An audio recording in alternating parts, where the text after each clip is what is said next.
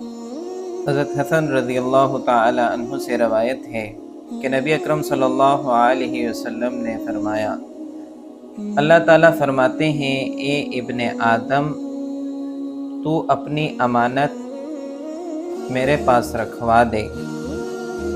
نہ تیرا مال ضائع ہوگا، نہ تیرا مال چوری ہوگا، نہ تیرا مال غرق ہوگا۔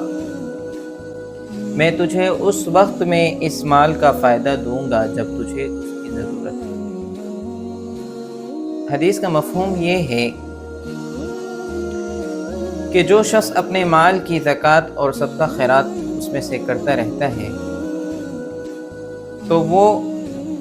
اللہ کے پاس یعنی اپنے مال میں سے امانت رکھوا رہا ہے، اور اللہ رب العزت کسی کی امانت کو کبھی بھی ضائع نہیں کرتے، کیونکہ اللہ رب العزت غنی ہے، اور اللہ رب العزت انسان کو اس وقت اس کا مال کا فائدہ دیتے ہیں جب اس کو ضرورت ہوتی ہے۔ انسان ہے، انسان کے دل میں مال کی بڑی حرص ہوتی ہے کہ میں اپنا مال اگر کسی کو دیتا ہوں تو میرا مال اس سے کم پڑ جائے گا، میرے مال میں کمی آ جائے گی، اور میرا جو زندگی کا دستور ہے اس میں سے مال کم ہوتا چلا جائے گا۔ آیا یہ ایسا نہیں ہے؟